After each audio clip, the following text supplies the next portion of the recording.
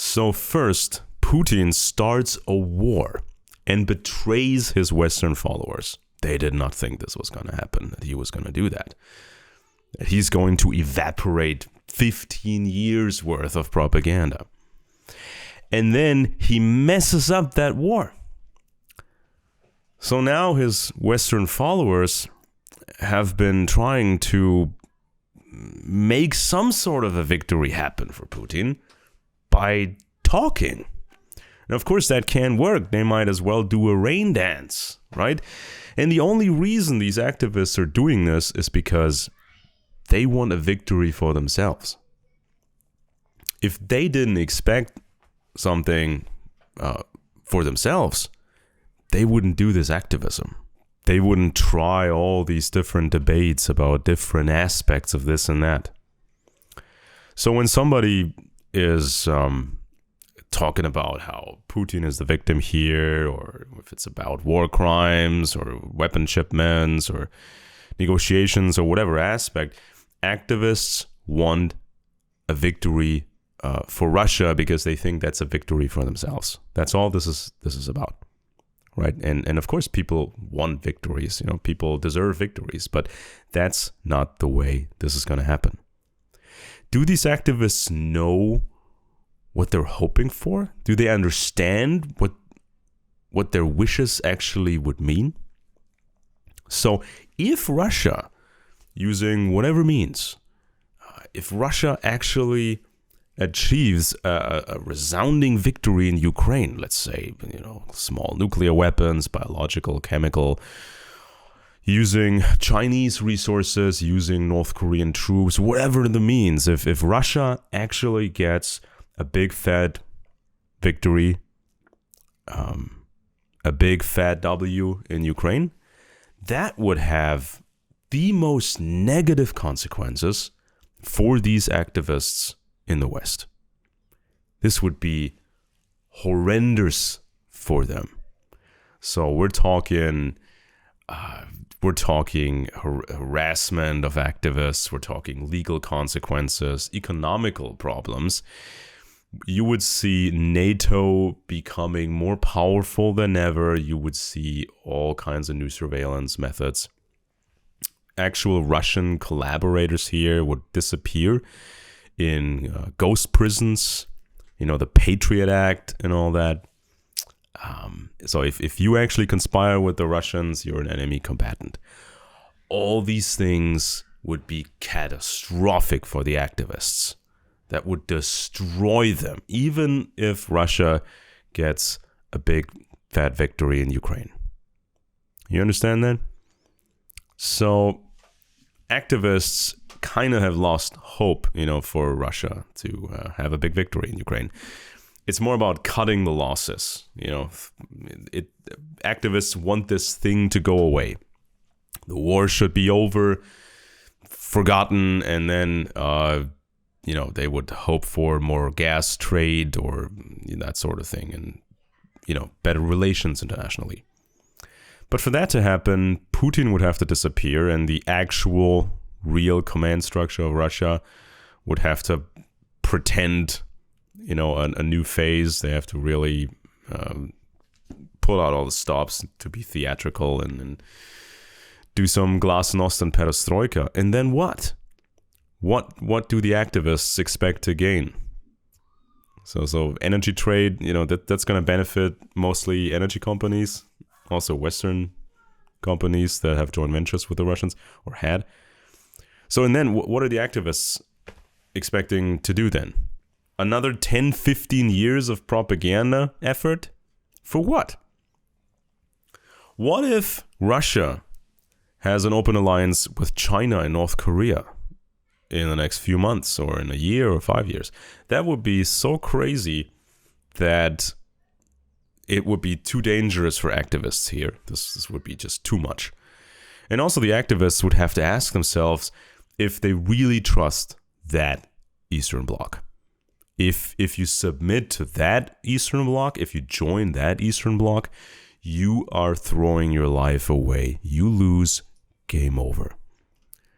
So what are we supposed to win through Russia? Well, surely not wealth. I mean, in Russia, you have tens of millions of people either in poverty or just barely scraping by, supplemented by the state. So even if you could buy cheap Russian gas, the Russians would use that to infiltrate your country, use all kinds of intelligence operation in the mafia just to gain control. And when they gain control, you lose. It's game over. They will take over. And if you're not some, super engineer, you're worthless to the Russians. So who among those pro-Putin activists out there, who among those people is a top-notch engineer?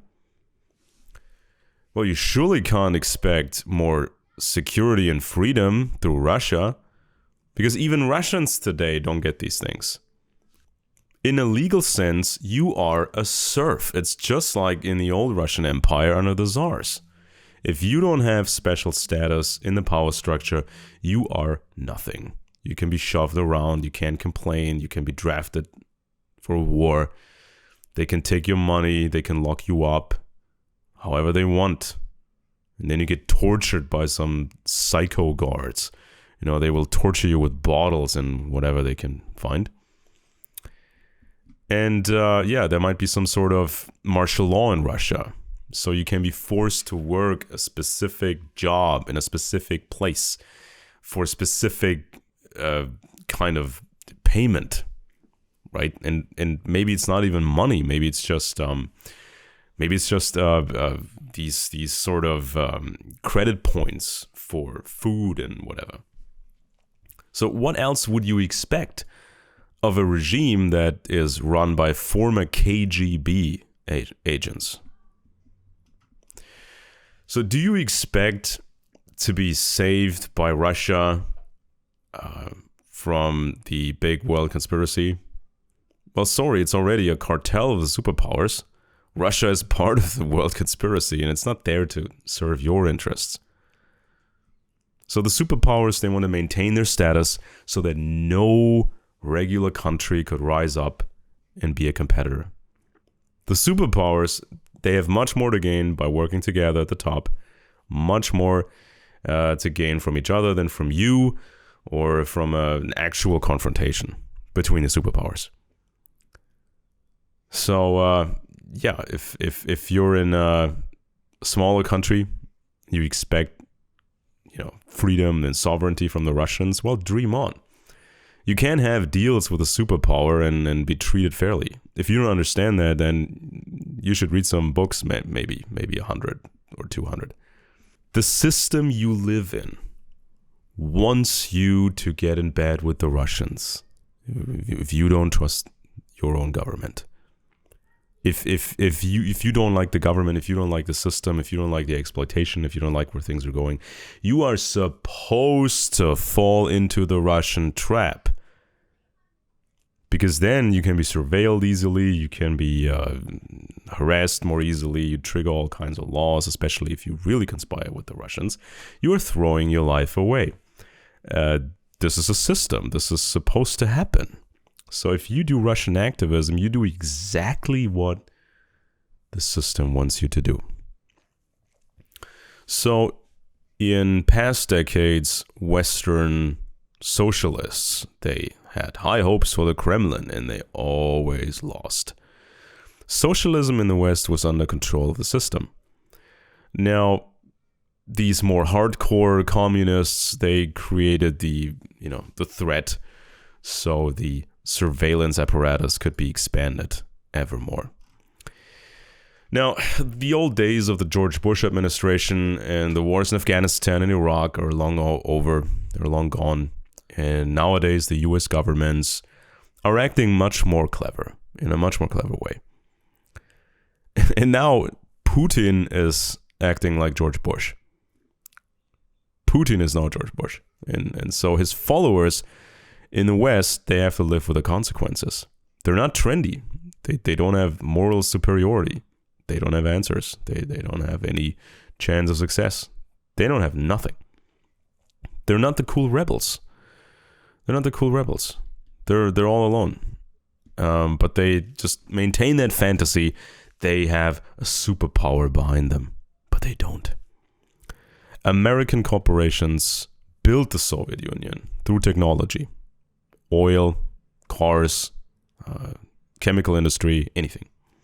United States opened its markets for communist China, and so did Europe, selling technology to the Chinese.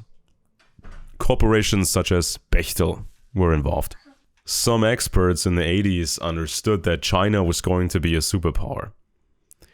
But all that is not really properly understood by today's activists. They don't really know much about Russia, or maybe they think that that was just old stuff during the communist era.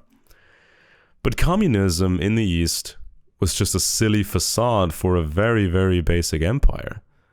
You know, socialism really is just overtaxation and overregulation. That's all it is. And any regime can overtax and overregulate you. So the Soviet Union was, for the most part, like a medieval empire. You know, it was like the empires of old. You couldn't question the way things were run. The government hunted dissidents like the Inquisition. But then, you had modern industry and a lot more bureaucracy than in the Middle Ages. But at its core, this was a very, very basic empire. And after the USSR phase, KGB people, assets took control, such as Putin, all these other more important guys over there. And the United States and Europe helped Russia to not fall apart. See, that was the big thing in the 1990s. Priority was Russia cannot fall apart. This would be the most dangerous thing. We can't let that happen. That's why you saw these pipelines. That's why you saw all this appeasement for Yeltsin and then Putin. That's why the Russians could take all this dirty money, all this stolen money, and take it to the city of London. No questions asked. Russia was left alone to rebuild, right? And this was going to take time. So the United States government used 9/11 for 20 years worth of fighting a war against Islamism. And that was good enough for 20 years. And after those 20 years, Russia and China were strong enough to act like a credible threat, to pretend to be the big, competitors to the United States. In reality, it's a cartel.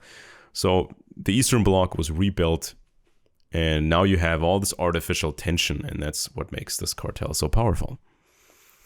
So if you follow the Russians, you lose. If you blindly follow the American government, you also lose. Because you may see maybe a halfway happy ending to the Ukraine war. You may get to see calmer times again. But the next problem is always going to happen because there's always this seeding going on, the next crisis and the next crisis and the next crisis. So these problems will never stop if you just try to be mainstream, if you just follow the leader and hoping for the best, right? And there's new weapons every year, every decade. There's new weapons, and even these proxy wars can become really, really dangerous. Now, some people may be familiar, at least, with the name of the author Carroll Quigley. Now, this guy was a leading security expert in the Cold War, and most people who have heard about him or actually read one of his books, usually he was quoted in traditional conspiracy media, but they were not really interested in